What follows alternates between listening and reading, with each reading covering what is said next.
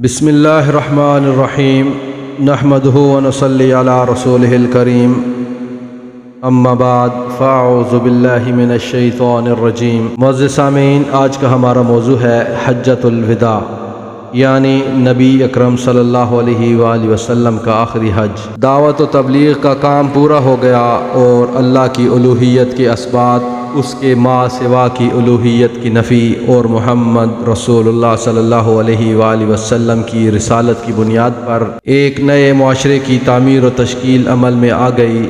اب گویا غیبی ہاتف آپ صلی اللہ علیہ وآلہ وسلم کے قلب و شعور کو یہ احساس دلا رہا تھا کہ دنیا میں آپ کا قیام کا زمانہ اختتام کے قریب ہے۔ چنانچہ آپ صلی اللہ علیہ وآلہ وسلم نے حضرت معاذ بن جبل رضی اللہ عنہ کو سن 10 ہجری میں یمن کا گورنر بنا کر روانہ فرمایا تو رخصت کرتے ہوئے من جملہ اور باتوں کے فرمایا: اے معاذ، غالباً تم مجھ سے میرے اس سال کے بعد نہ مل سکو گے، بلکہ غالباً میری اس مسجد اور میری قبر کے پاس سے گزرو گے۔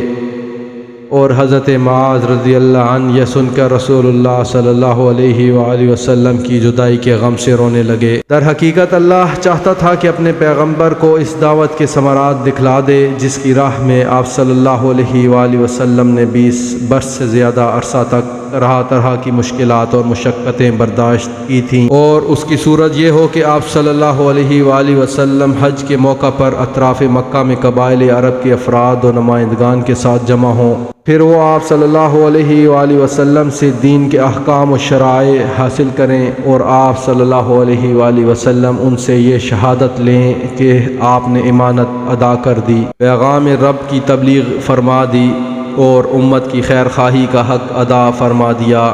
اس مشیت ایزدی کے مطابق نبی صلی اللہ علیہ وآلہ وسلم نے جب اس تاریخی حج مبرور کے لیے اپنے ارادے کا اعلان فرمایا تو مسلمانان عرب جوک در جوک پہنچنا شروع ہو گئے۔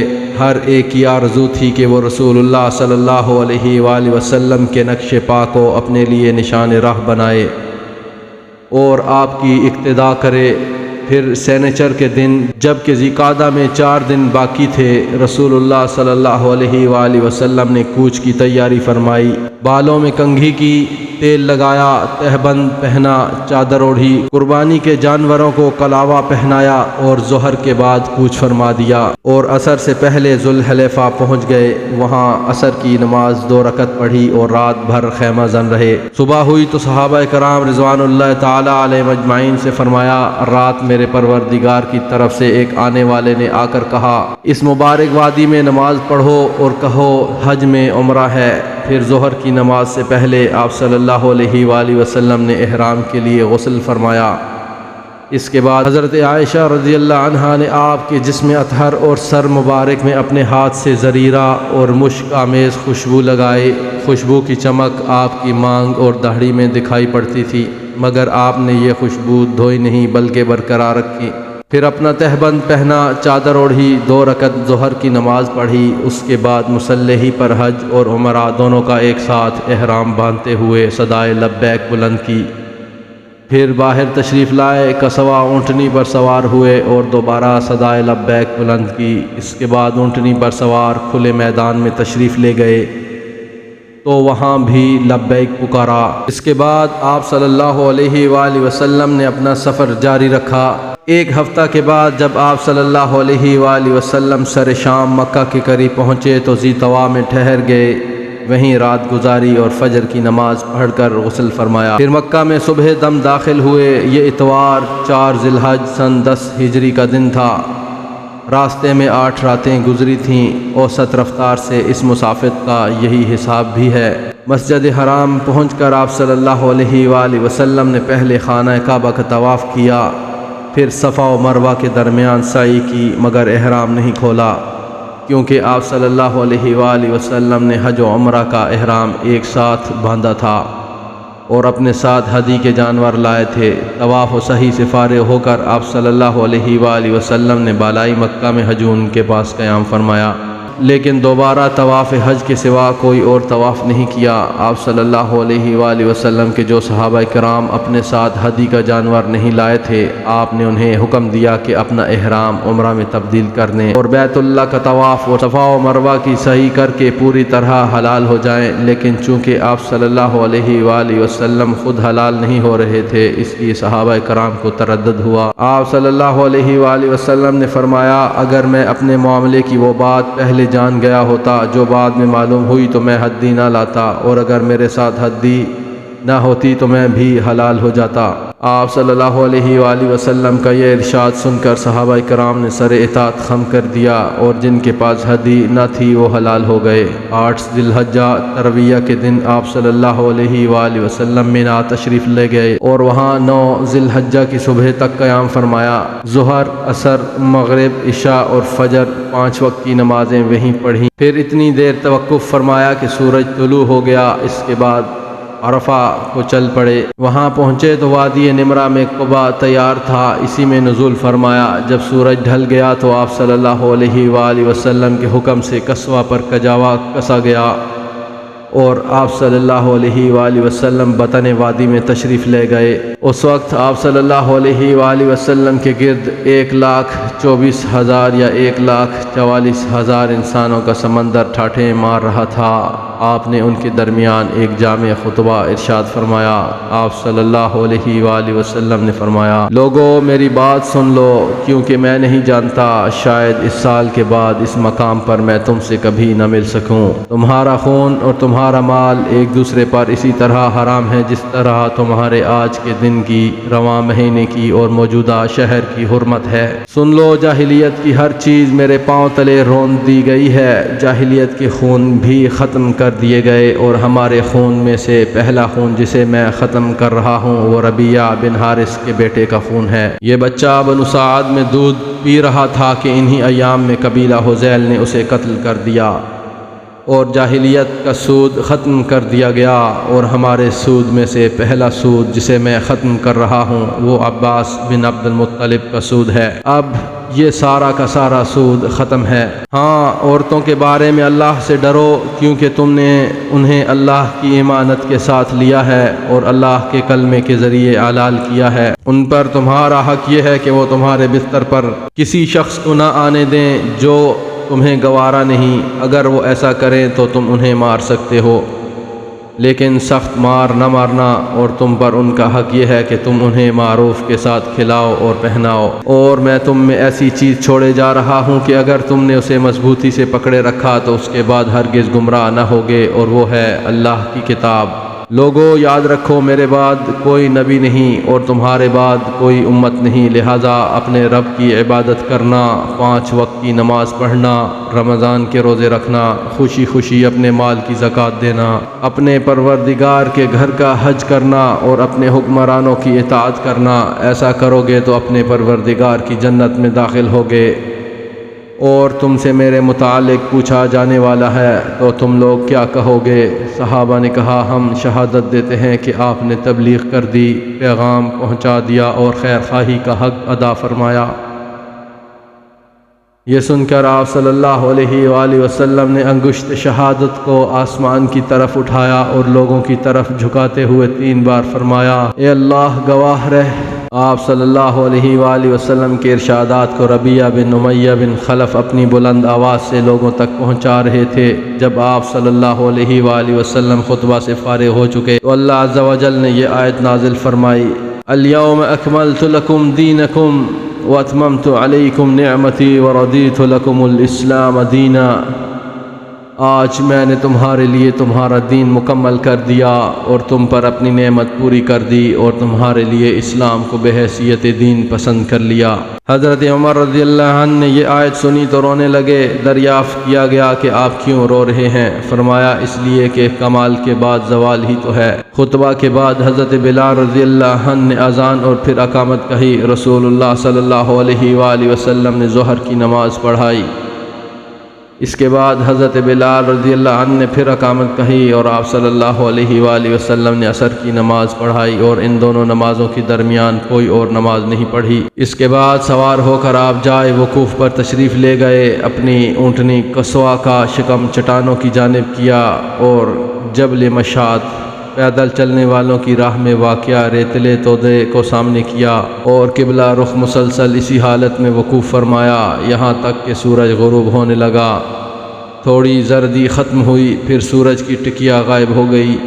اس کے بعد آپ صلی اللہ علیہ وآلہ وسلم نے حضرت اسامہ رضی اللہ عنہ کو پیچھے بٹھایا اور وہاں سے روانہ ہو کر مزدلفہ تشریف لائے۔ مزدلفہ میں مغرب اور عشاء کی نمازیں ایک اذان اور 2 اقامت سے پڑھیں، درمیان میں کوئی نفل نماز نہیں پڑھی۔ اس کے بعد آپ صلی اللہ علیہ وآلہ وسلم لیٹ گئے اور طلوع فجر تک لیٹے رہے۔ البتہ صبح نمودار ہوتے ہی اذان و اقامت کے ساتھ فجر کی نماز پڑھی۔ اس کے بعد قصوہ پر سوار ہو کر مشعر حرام تشریف لائے اور قبلہ رخ ہو کر اللہ سے دعا کی اور اس کی تکبیر و تحلیل اور توحید کے کلمات کہے۔ یہاں اتنی دیر تک ٹھہرے رہے کہ خوب اجالا ہو گیا۔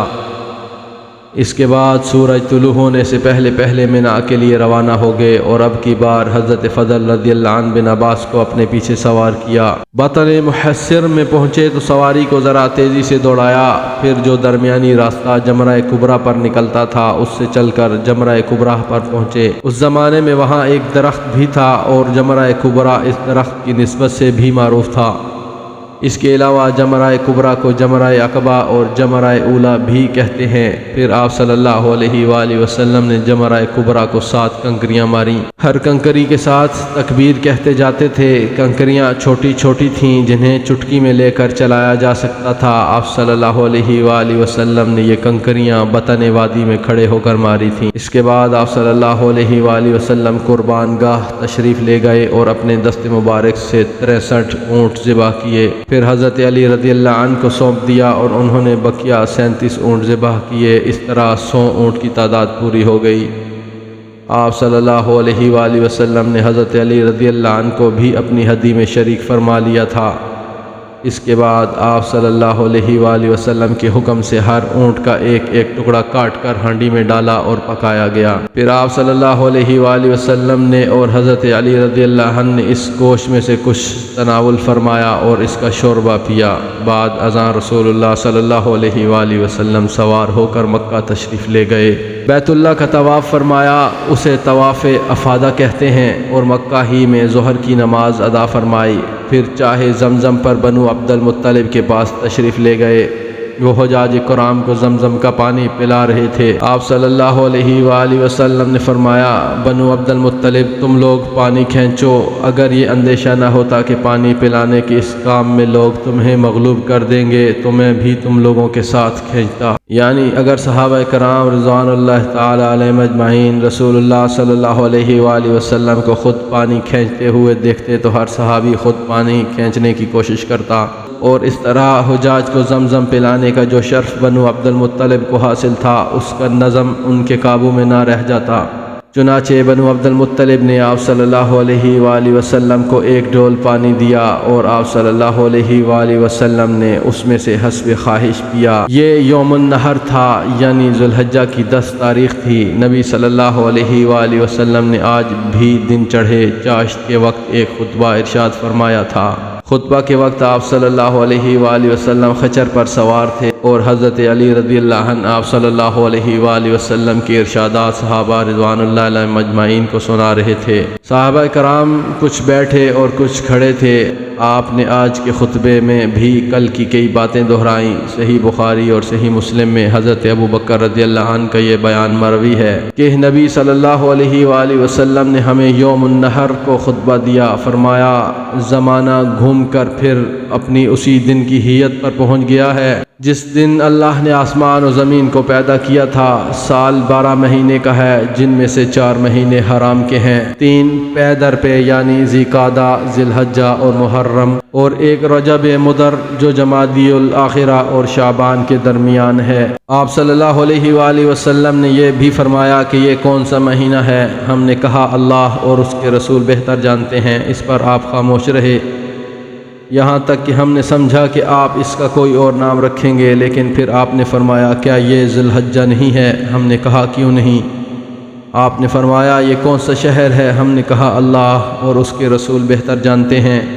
اس پر آپ خاموش رہے یہاں تک کہ ہم نے سمجھا آپ اس کا کوئی اور نام رکھیں گے، مگر آپ نے فرمایا کیا یہ بلدہ نہیں ہے؟ ہم نے کہا کیوں نہیں؟ آپ نے فرمایا اچھا تو یہ دن کون سا ہے؟ ہم نے کہا اللہ اور اس کے رسول بہتر جانتے ہیں۔ اس پر آپ صلی اللہ علیہ وآلہ وسلم خاموش رہے یہاں تک کہ ہم نے سمجھا آپ اس کا کوئی اور نام رکھیں گے، مگر جب آپ نے فرمایا کیا یہ یوم النحر قربانی کا دن یعنی 10 ذی الحجہ نہیں ہے؟ ہم نے کہا کیوں نہیں؟ آپ نے فرمایا اچھا تو سنو کہ تمہارا خون، تمہارا مال اور تمہاری آبرو ایک دوسرے پر ایسے ہی حرام ہے جیسے تمہارے اس شہر اور تمہارے اس مہینے میں تمہارے آج کے دن کی حرمت ہے، اور تم لوگ بہت جلد اپنے پروردگار سے ملو گے اور وہ تم سے تمہارے اعمال کے متعلق پوچھے گا، لہٰذا دیکھو میرے بعد پلٹ کر گمراہ نہ ہو جانا کہ آپس میں ایک دوسرے کی گردنیں مارنے لگو۔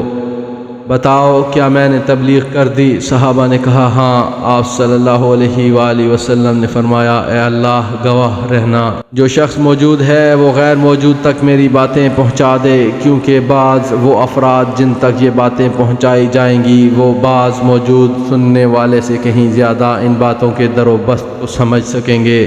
ایک روایت میں ہے کہ آپ صلی اللہ علیہ وآلہ وسلم نے اس خطبے میں یہ بھی فرمایا یاد رکھو کوئی بھی جرم کرنے والا اپنے سوا کسی اور پر جرم نہیں کرتا، یعنی اس جرم کی پاداش میں کوئی اور نہیں بلکہ خود مجرم ہی پکڑا جائے گا۔ یاد رکھو کوئی جرم کرنے والا اپنے بیٹے پر یا کوئی بیٹا اپنے باپ پر جرم نہیں کرتا، یعنی باپ کے جرم میں بیٹے کو یا بیٹے کے جرم میں باپ کو نہیں پکڑا جائے گا۔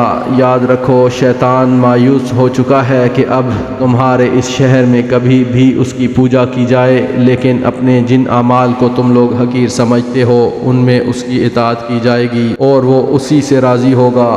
اس کے بعد آپ صلی اللہ علیہ وآلہ وسلم ایام تشریق 11، 12، 13 ذی الحجہ کو مینا میں مقیم رہے۔ اس دوران آپ حج کے مناسک بھی ادا فرما رہے تھے اور لوگوں کو شریعت کے احکام بھی سکھا رہے تھے، اللہ کا ذکر بھی فرما رہے تھے، ملت ابراہیمی کے سنن ہدی بھی قائم کر رہے تھے اور شرک کے آثار و نشانات کا صفایا بھی فرما رہے تھے۔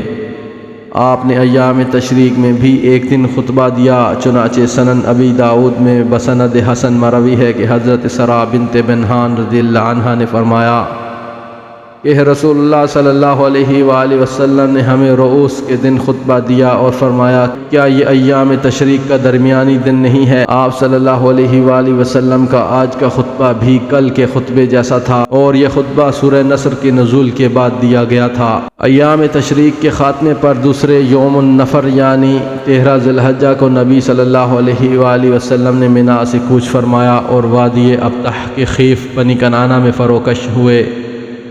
دن کا باقی ماندہ حصہ اور رات وہیں گزاری اور ظہر، عصر، مغرب اور عشاء کی نمازیں وہیں پڑھیں، البتہ عشاء کے بعد تھوڑا سا سو کر اٹھے، پھر سوار ہو کر بیت اللہ تشریف لے گئے اور طواف وداع فرما آئے۔